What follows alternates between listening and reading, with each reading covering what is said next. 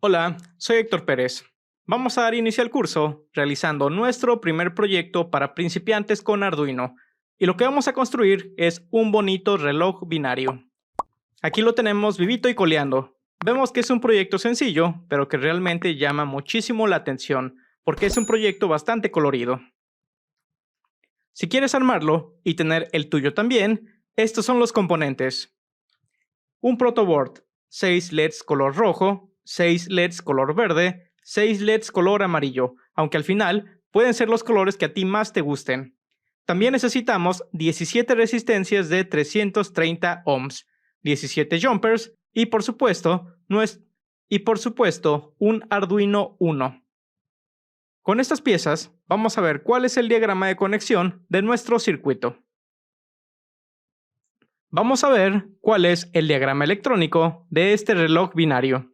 Aquí tenemos nuestro diagrama que está simulando la ejecución de nuestro reloj binario. Ok, vamos a ver cómo está compuesto este proyecto. En primer lugar tenemos lo que es nuestro Arduino Uno. Aquí lo tenemos en esta forma de figura. Y vemos que a cada uno de los pines que tenemos aquí le llega una señal de cada uno de los LEDs que tenemos en la parte de arriba o en el protoboard. Vamos a acercar un poco esta imagen para verlo mejor. Ok, y aquí tenemos, por ejemplo, nuestro primer LED. Y básicamente lo que estamos haciendo aquí es conectar cada uno de los LEDs con una salida del Arduino Uno. Y si te preguntas por qué tenemos 6 LEDs color rojo, 6 LEDs color verde y únicamente 5 LEDs color amarillos, bueno, la respuesta es que recuerda que queremos representar lo que es un valor numérico, en este caso el valor de los segundos, minutos y horas, en un formato binario. Si llevamos a cabo la apertura de la calculadora de Windows, aquí la tenemos. Fíjate cómo tenemos aquí una representación decimal de un número. Por ejemplo, escribimos el número 1 y tenemos su equivalente en una base diferente. Por ejemplo, en hexadecimal tenemos que el número 1 se representa igual con un número 1. Y fíjate que hasta abajo tenemos la representación en binario. Y en el caso del número 1 tenemos 3 ceros y al final un número 1. Vamos a ver qué pasa si escribimos el número máximo de segundos, que es 59. El equivalente en binario es este número que nos aparece. Si contamos la cantidad de dígitos que pueden ser representados son 1, 2, 3, 4, 5 y 6. Es decir, de este número no va a pasar, ya que un minuto únicamente tiene 59 segundos y de la misma forma una hora tiene únicamente 59 minutos. Por lo tanto, este es el valor máximo que podemos tener en una representación binaria, que es lo mismo que el valor que va a estar representado por cada uno de estos LEDs que tenemos aquí. En el caso del diagrama, los LEDs de color rojo representan los segundos, los LEDs de color verde representan lo que son los minutos y los LEDs de color amarillo representan lo que son las horas. Ahora bien, en el caso de las horas, si escribimos el máximo número de horas que tiene un día, que en este caso son 23 horas. Fíjate que el número máximo de números binarios que tenemos aquí son 1, 2, 3, 4 y 5. Por lo tanto, esta es la razón por la cual únicamente contamos con 5 LEDs en nuestro protoboard o en nuestro proyecto. Esa es la razón entonces de por qué tenemos 6 LEDs rojos, 6 LEDs de color verde y únicamente 5 LEDs de color amarillo. Ahora bien, fíjate que lo único que estamos haciendo en cada uno de los LEDs es conectar lo que es el polo negativo del LED, que es también el cátodo, a la línea negativa del protoboard. Si te fijas, si nos posicionamos aquí encima de lo que es esta línea, tenemos una línea horizontal que básicamente nos lleva a lo que es la representación del polo negativo. Y tenemos en la parte de abajo lo que es la línea que representa el polo positivo. En este caso no estamos haciendo uso del polo positivo en el protoboard, sino únicamente del polo negativo. Entonces, todos los cátodos, o lo que es lo mismo, la pata corta de cada LED tiene que cerrar lo que es el circuito conectándose a la línea del polo negativo. Y esto lo tenemos que hacer también a través de una resistencia para no dañar lo que es el circuito y los LEDs. Entonces tenemos en la pata negativa conectado lo que es una resistencia, que en este caso es de 330 ohms. Y esta la estamos conectando directamente al polo negativo. Ahora bien, en el caso del ánodo o de la pata más larga de un LED, vemos que cada uno de los ánodos de cada LED está conectada a un diferente pin de nuestro Arduino, empezando en el caso de lo que son los segundos, del pin número 2 hasta el pin número 7. Del pin número 8 al pin número 13 tenemos lo que son los LEDs que representan los minutos. Fíjate que también están conectados todos los ánodos a cada uno de los pines de nuestro Arduino. Y lo que también tienes que tener en cuenta es que van ordenados de acuerdo al diagrama. Es decir, el LED que aparece hasta la derecha aparece conectado en el pin número 2. El pin que aparece antes del último va conectado al pin 3 y así sucesivamente hasta llegar al pin número 13.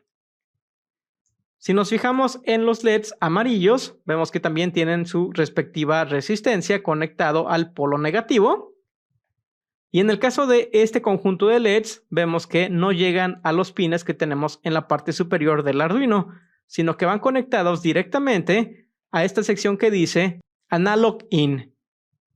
Y es que podemos indicarle a nuestro Arduino que estas entradas, aunque diga que son análogas, se comporten de manera digital. Por lo tanto, estamos conectando cada uno de los LEDs a cada uno de los pines del A0 al A4 de nuestro Arduino. Fíjate que también tienen un orden específico. El LED que aparece hasta la derecha es el LED que va conectado al pin A0 y el pin A4 va conectado al pin que tenemos hasta la parte de la izquierda. Entonces es muy importante que coloques los LEDs de acuerdo a este diagrama. Por último, si nos fijamos, tenemos aquí una línea negra que va a conectar lo que es nuestro polo negativo del protoboard a nuestro pin de tierra o pin negativo en nuestro Arduino. Aquí tenemos que está conectado a la tierra. Podrías conectarlo aquí en este pin que dice ground, o bien tenemos dos pines aquí abajo que también son tierra y podrías conectar entonces este cable a cualquiera de estos pins que dicen ground. Este es el diagrama general de nuestro proyecto de reloj binario. Vamos a ver cómo se ve conectado de forma física. Ya hemos visto cuál es el diagrama de conexión de nuestro circuito. Ahora vamos a ver cómo interpretar el diagrama para conectar físicamente los componentes. Si recuerdas, este es el diagrama de conexión, el cual puedes encontrar, te recuerdo, en los recursos de la lección. Y para poder comprenderlo mejor, vamos a aislar la conexión del LED que se encuentra hasta la derecha de nuestro diagrama, para ver paso a paso cómo conectar los diferentes componentes. Ok, aquí tenemos nuestro primer LED y sus conexiones aisladas, o lo que es lo mismo, el LED de hasta la derecha. Y lo que debes notar es que debes de cerrar el circuito que conecta al LED, y esto lo tienes que hacer con cada uno de tus LEDs. Vamos a ver cómo hacer esto. Lo primero que debemos de hacer es identificar que cada LED tiene dos patas, una más larga que la otra. La pata larga, también llamada ánodo, representa el polo positivo, mientras que la pata corta, llamada cátodo, representa el polo negativo. Ahora bien, para colocar correctamente nuestro LED, vamos a poner nuestro protoboard y colocaremos el primer LED hasta la parte de la derecha del protoboard, siguiendo el mismo patrón que vemos en la figura. Es decir, la pata más larga a la derecha y la pata más corta a la izquierda. Podemos ver que la imagen del diagrama de la izquierda sigue este mismo patrón. Una vez que hemos colocado las patas del LED en el protoboard, vemos que ya no podemos diferenciar cuál polo es cuál, por lo que debes tener mucho cuidado al posicionar el LED, fijándote que los polos correspondan a los del diagrama. Perfecto. Una vez que hemos colocado el LED, vemos que el diagrama de conexión muestra que el LED va conectado a una resistencia en su polo negativo. Y básicamente, lo que esto significa es que debemos de colocar la resistencia de 330 ohms en alguno de los agujeros que se encuentren, ya sea arriba o debajo del LED. Y si te preguntas qué significa esta línea morada que vemos aquí, es una conexión entre el segmento superior y el segmento inferior del protoboard. ¿Y por qué estamos haciendo esto? Porque recuerda que un protoboard tiene las conexiones de la forma en la imagen. Con esto podemos notar que en el centro, que es este que vemos aquí, Este hueco que vemos justamente en el centro corta la conexión entre la parte superior y la parte inferior. Es decir, esta línea no está conectada con la línea de abajo. Por lo tanto, en nuestro diagrama estamos conectando ambas secciones a través de este cable morado que vemos aquí. En el caso de la línea negra que vemos en la parte de abajo, lo que hacemos es conectar esta resistencia a la línea del polo negativo del protoboard, que es esta línea que vemos aquí. Y estas conexiones las hacemos principalmente debido a las limitaciones de los programas de diseño de circuitos, ya que tienen unos tamaños de los componentes nada parecidos al mundo real.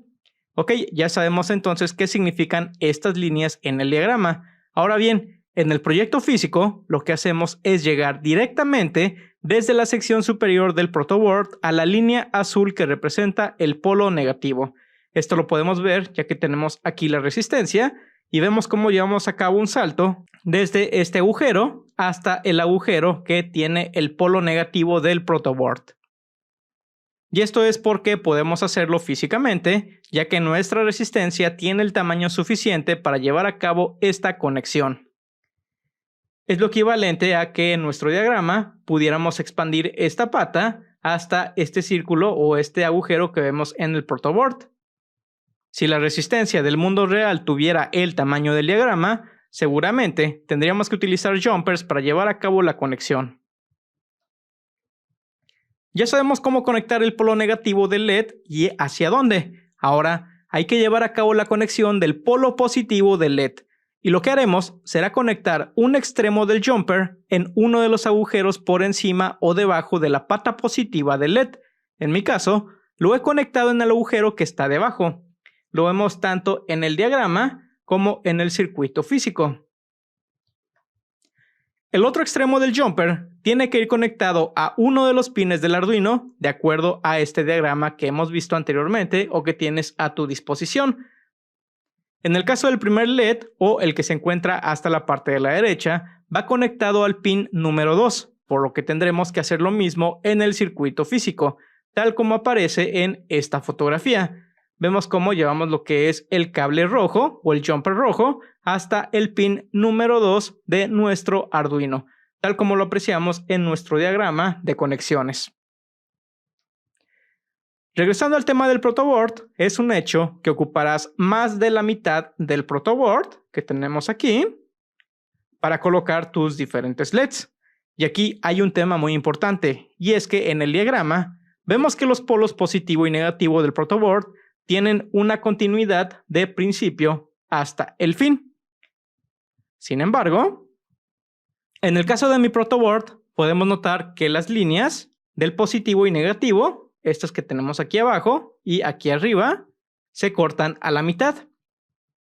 Esto quiere decir, como bien debes imaginar, que de un extremo al otro deja de existir continuidad, es decir, no hay continuidad entre esta parte de la izquierda y esta parte de la derecha debido a este corte que tenemos aquí. Hay algunos protoboards que sí tienen esta línea continua, lo que significa que sí tienen una continuidad de principio a fin, pero la mayoría de los protoboards tienen este corte de continuidad justamente a la mitad. Por lo que debemos de conectar un jumper entre ambas secciones para poder trabajar sin problemas. En el caso de nuestro circuito, únicamente hemos colocado el jumper en el polo negativo, ya que es la única línea de conexión que ocuparemos para este proyecto. En el diagrama, también podemos notar que contamos con una línea negra que conecta el polo negativo del protoboard a uno de los pines del Arduino que dice GND, que significa ground o tierra. Aquí tenemos esta conexión. El Arduino Uno tiene 3 de estos pines, por lo que no hay problema si lo conectas a cualquiera de ellos. Aquí vemos cómo he realizado esta conexión entre el protoboard y el Arduino. Fíjate que el cable lo he conectado en la parte inferior izquierda del protoboard. Y esto es para que no nos estorbe con las demás conexiones de los demás LEDs. Y fíjate cómo estamos conectando directamente a nuestro pin que dice GND en el Arduino. Genial. Estas son las conexiones básicas que tienes que realizar físicamente. Ahora, debes de seguir colocando cada uno de los LEDs con sus respectivas resistencias al pin correspondiente. Recuerda que son 6 LEDs rojos conectados a los pines del 2 al 7, 6 LEDs verdes colocados a los pines del 8 al 13 y 5 pines conectados en las entradas A0 al pin A5. Y una vez que integres todos los LEDs, tendrás un protoboard como el que vemos en la fotografía. Hay que hacer funcionar definitivamente esta maravilla y para ello, veamos cómo programarlo desde el IDE de Arduino.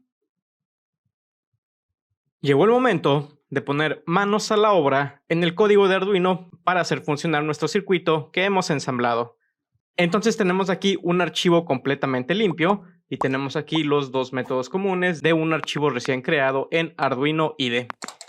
Vamos a comenzar recordando un poco acerca de nuestro proyecto. Si recordamos, tenemos 3 secciones principales, un conjunto de LEDs que hace referencia a los segundos, tenemos también una sección de LEDs que hace referencia a los minutos y una última sección de LEDs que hace referencia a las horas. Entonces, aunque bien podríamos definir, por ejemplo, una variable que se llamara, por ejemplo, pin 2 es igual al pin 2, para llevar a cabo la inicialización de este pin, recuerda que un pin tiene que tener una inicialización de entrada o de salida, es decir, input o output. Si tuviéramos que hacer esto manualmente, nos llevaría bastante código. Entonces lo que vamos a hacer es representar esta serie de LEDs a través de un arreglo y cada arreglo va a representar una de las secciones correspondientes a una parte del tiempo. Es decir, vamos a declarar un primer arreglo al que vamos a llamar secPins. Si queremos indicar que esto es un arreglo, le tenemos que colocar lo que son estos corchetes y vamos a indicar que es igual a... Y entre estas llaves vamos a colocar cuáles son los valores que van a corresponder a este arreglo. Vamos a colocar entonces 2, 3, 4, 5, 6 y 7. Es decir, vamos a tener un conjunto de números enteros que van a formar parte de esta variable llamada secPins. Vamos a hacer esto mismo con los pines de los minutos. Vamos a llamarle minPins y va a ser igual a... Y vamos a colocar los siguientes LEDs o los siguientes pines que son 8, 9, 10, 11, 12 y 13. Y por último, vamos a llevar a cabo la representación de los pins de las horas a través de la creación de un nuevo arreglo al que vamos a llamar hourPins. Y esto va a ser igual a 14, 15, 16, 17, 18 y 19. Y recuerda que este valor que tenemos aquí representa cuál es el pin al que va conectado cada LED. Entonces, si recuerdas, los pins de los segundos van conectados del pin 2 al pin 7. Los LEDs que representan los minutos van conectados del pin 8 al 13.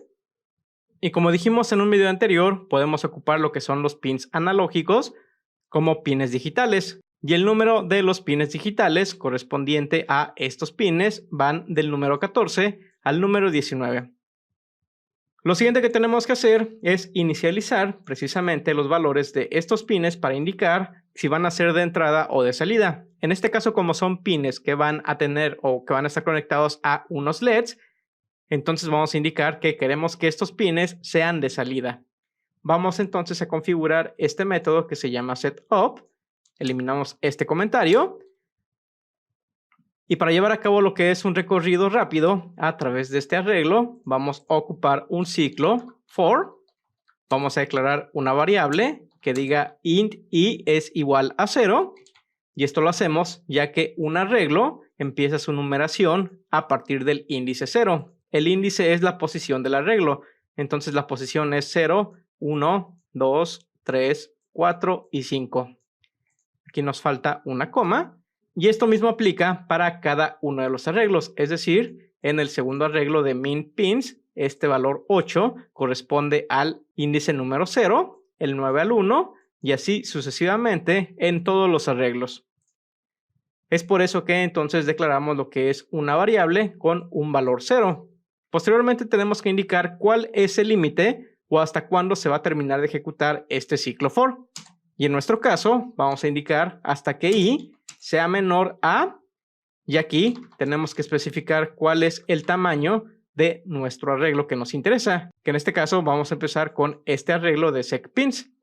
Desafortunadamente en el IDE de Arduino no contamos con una funcionalidad para obtener de una forma nativa lo que es el conteo de elementos de un arreglo. Sin embargo, sí lo podemos hacer de otras formas.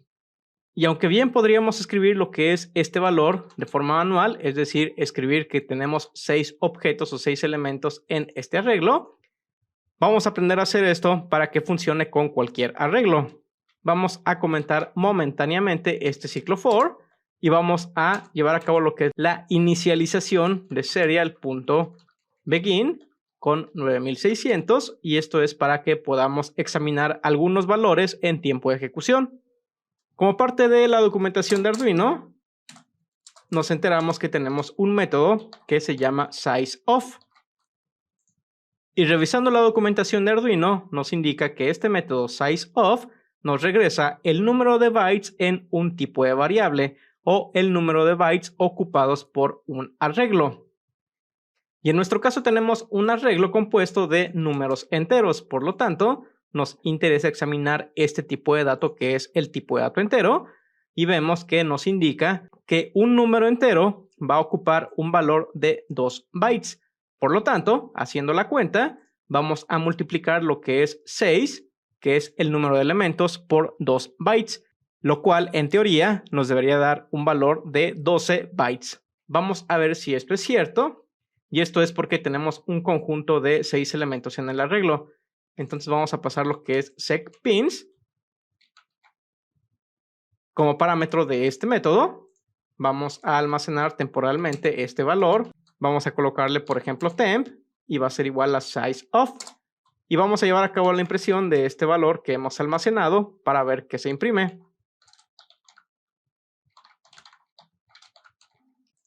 Ok, vamos a ejecutar este programa para ver qué es lo que nos devuelve este serial.print.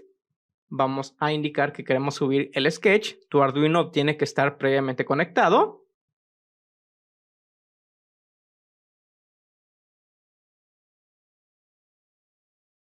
Ok, el sketch fue subido. Vamos entonces a abrir el monitor serie. Y vemos que efectivamente el número de bytes que tenemos almacenados en esta variable es 12. Vamos a probar esto mismo, pero ahora con este arreglo que se llama OurPins. Entonces pasamos a sizeOf OurPins para ver cuál es el valor. Ok, y vemos que nos devuelve entonces un valor 12, lo cual es correcto ya que tenemos 6 elementos en este arreglo de horas. Vamos a quitar un elemento que tenemos de más aquí. Volvemos a probar o a subir este sketch.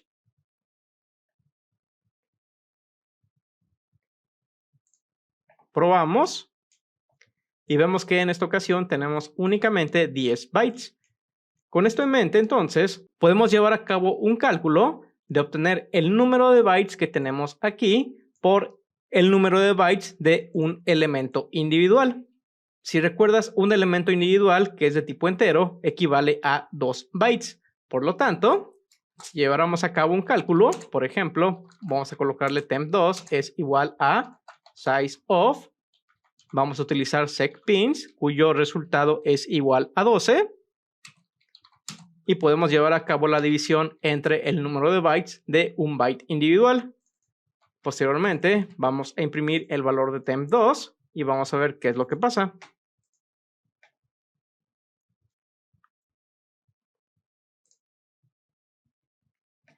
Ok, y vemos que satisfactoriamente estamos imprimiendo lo que es el número de elementos en el arreglo.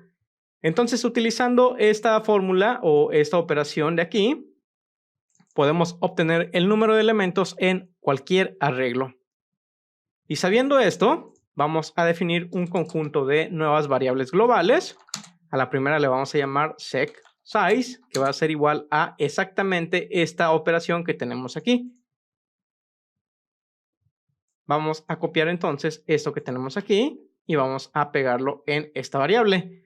Y otra de las cosas que podríamos hacer si quisiéramos volver esto a un poco más universal es indicar que queremos obtener sizeOf de secPins en su valor 0.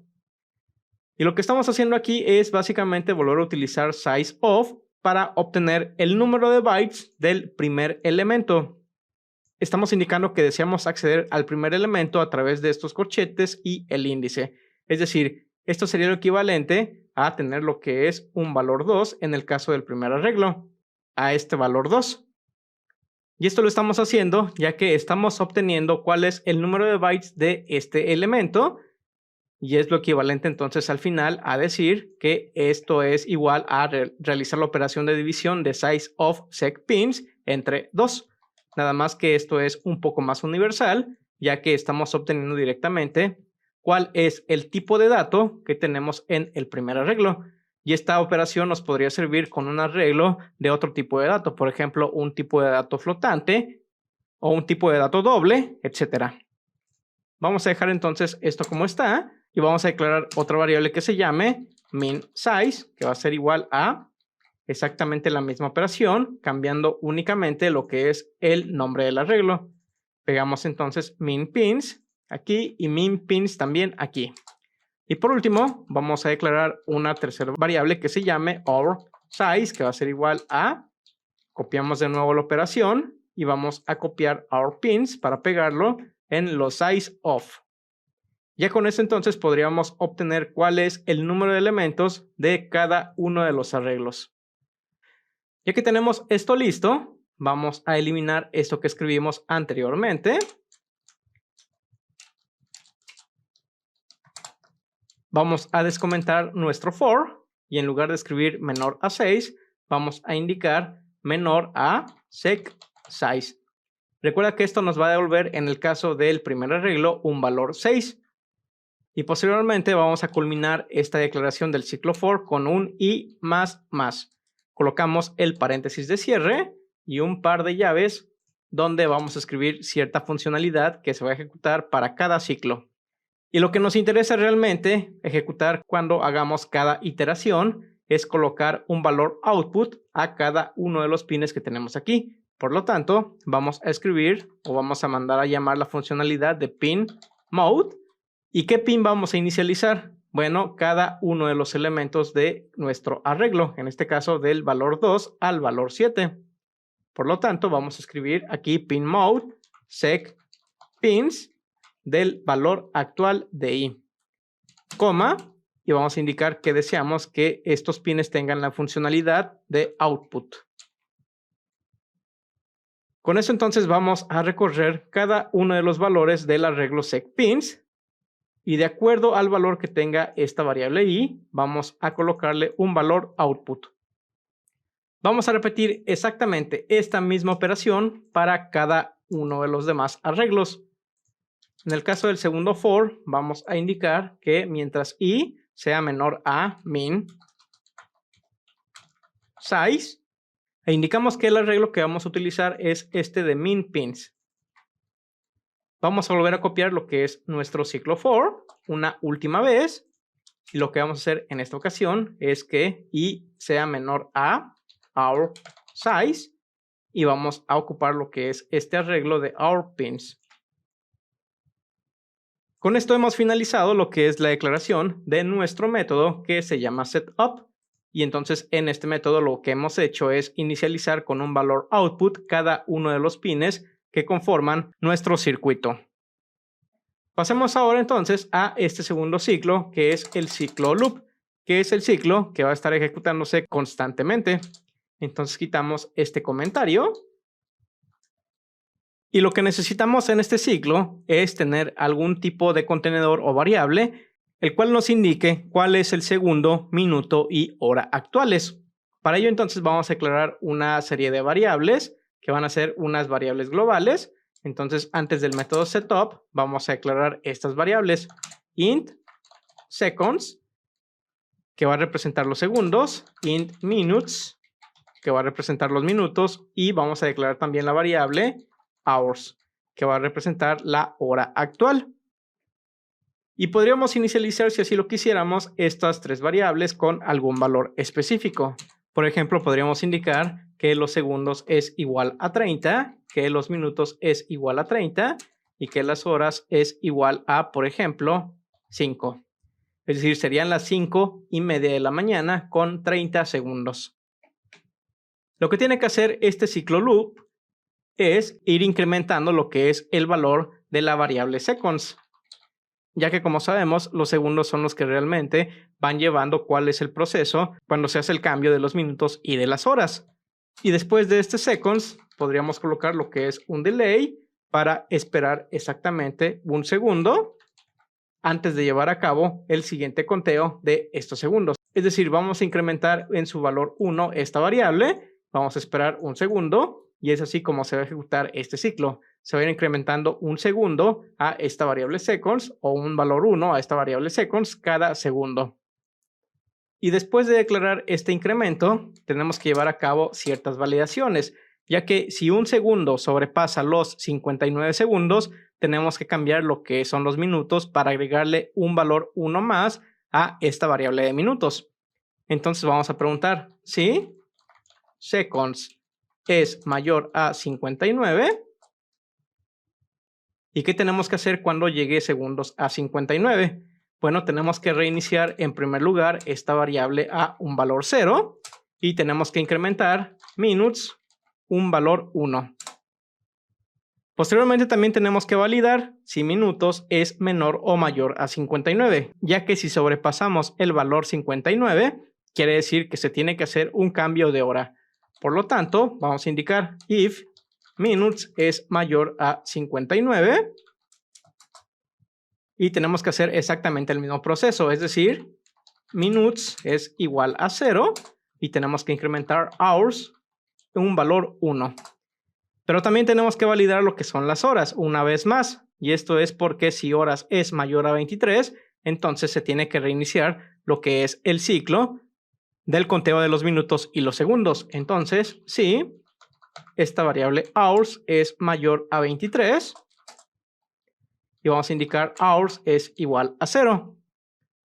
Realmente es un proceso bastante sencillo, simplemente tenemos que estar validando lo que son los segundos, los minutos y las horas. Y una vez que hemos ejecutado esta comprobación, es decir, después de este if, podemos saber dónde termina este if si nos colocamos al inicio de la llave. Fíjate cómo Arduino IDE me está indicando dónde termina lo que es este conjunto de llaves. Y entonces, antes del delay, tenemos que llevar a cabo lo que es la impresión o el despliegue de la información en nuestros LEDs. ¿Cómo podemos hacer esto? Si tenemos únicamente la representación en un valor entero del valor del segundo, del valor del minuto y del valor de la hora. Bueno, podemos ir nuevamente a la guía de referencia de nuestro Arduino y ver si tenemos alguna funcionalidad para trabajar con bytes. Y vemos que efectivamente tenemos aquí una sección que dice bits y bytes. Y a nosotros nos interesa una funcionalidad que se llama bit read. Vamos a ver de qué se trata. Ok, la descripción nos indica que lee un bit de un número. Y esto es realmente lo que estamos buscando, leer lo que es un bit de un número entero.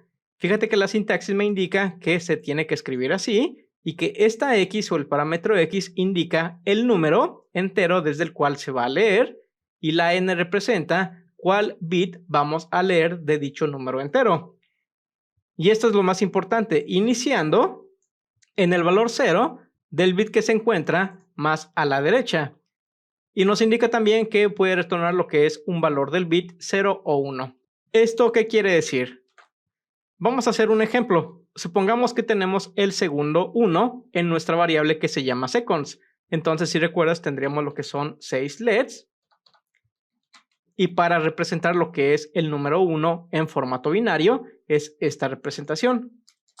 Si quisiéramos representar lo que es el número 2, es esta representación.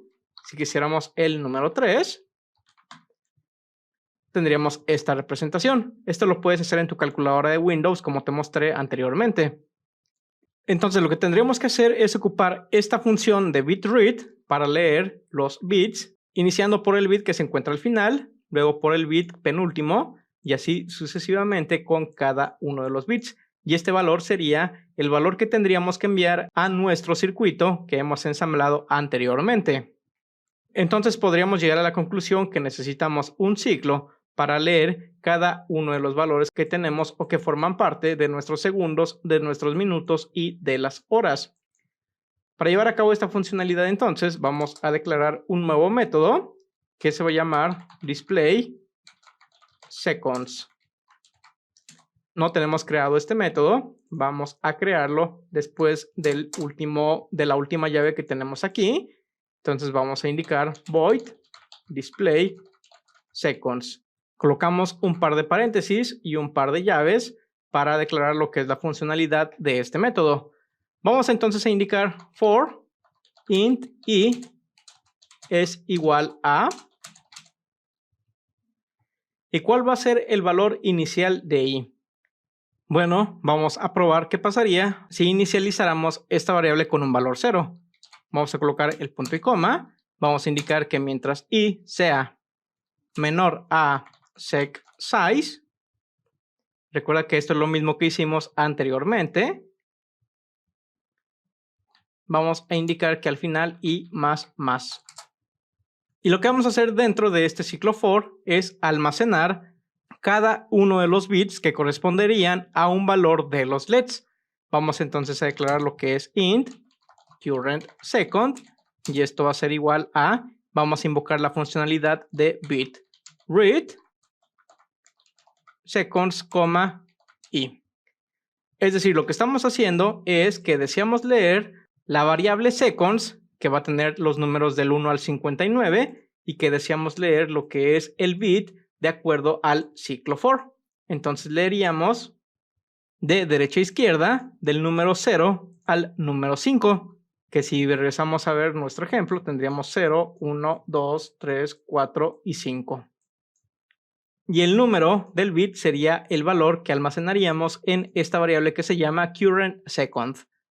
Posteriormente, vamos a indicar que deseamos mandar la señal que hemos obtenido de un 1 o un 0 a la función digital write.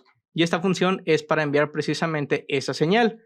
Y vamos a indicar que deseamos mandársela al pin que se encuentre en i, current second.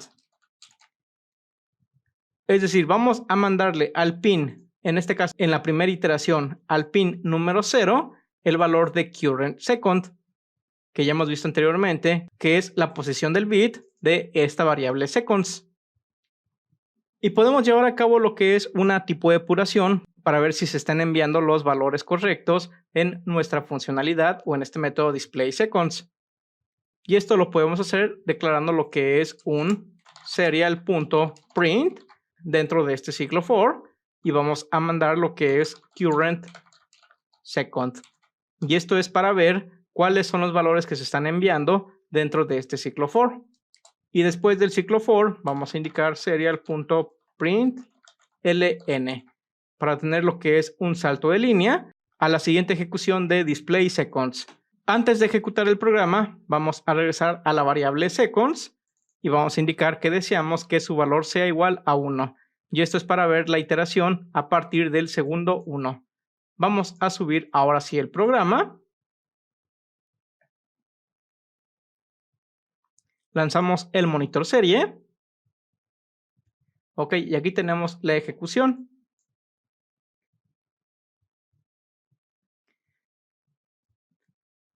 Y aquí empieza lo que es esta ejecución a partir del segundo número 2. Aquí si te fijas tenemos 2, tenemos el segundo 3, 4, etc. Y aquí si te has dado cuenta tenemos un ligero problema. Y es que aquí se está enviando la señal de izquierda a derecha. Y a nosotros nos interesa es que las señales se envíen de derecha a izquierda, ya que así es como hemos conformado lo que son nuestras secciones. Entonces esto tendría que estar al revés. Estos unos tendrían que estar al final y estos ceros al inicio. Ok, vamos a corregir esto regresando a nuestro ciclo for. Y vamos a ejecutar entonces lo que es el ciclo de forma contraria. Es decir, en lugar de inicializar lo que es esta variable i con un 0, vamos a indicar que se va a inicializar con sec size menos 1. Es decir, con el valor número 5 en la primera iteración. Posteriormente, en lugar de indicar que este i o que mientras i sea menor a sec size, vamos a indicar que mientras i sea mayor o igual a 0. Y en lugar de un i más más, vamos a indicar i menos menos. Ok, volvamos a subir este sketch. Vemos el monitor serie nuevamente y vemos que hemos volteado la funcionalidad de la impresión de nuestros bits. Ok, con este cambio que hemos hecho, ya podemos entonces copiar este método, quitando lo que es este serial.println. Vamos a pegarlo una vez y en lugar de display seconds vamos a renombrar este método por display minutes. Vamos a hacer algunos cambios, por ejemplo, en lugar de setSize, min size. Vamos a declarar una variable que en lugar de current second sea current minute. Vamos a hacer un bitread de minutes. En digital write vamos a indicar que deseamos enviar la señal a uno de los valores del arreglo min pins de current minute. Quitamos este serial.print. Y una vez más vamos a llevar a cabo la copia del método, pero ahora para las horas. Entonces vamos a llamar este método display hours. Indicamos que i va a ser igual a hour size menos 1. Vamos a declarar una variable que sea current hour. Vamos a leer lo que es la variable hours. Y en el digital write vamos a indicar que deseamos acceder a un elemento de hour pins. Y en lugar de current minute, current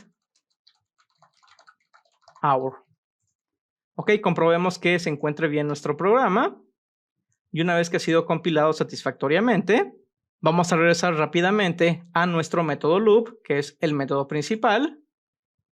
Y vamos a indicar que después de display seconds queremos hacer un display de minutes, es decir, queremos desplegar en nuestro protoboard o en nuestro circuito cuáles son los LEDs que tienen que encenderse para 1 minuto. Y por último, display hours. Con estos cambios que hemos hecho, vamos a subir nuestro programa. Y puedes ver cómo ya tenemos nuestro circuito funcionando correctamente. Si quisieras llevar a cabo lo que es el cambio de las horas, de los minutos y de los segundos desde el cual empieza el reloj, tendrías que cambiar lo que son los valores de estas variables que tenemos aquí. Y con esto llegamos entonces a la conclusión de este módulo para aprender a construir tu primer reloj binario.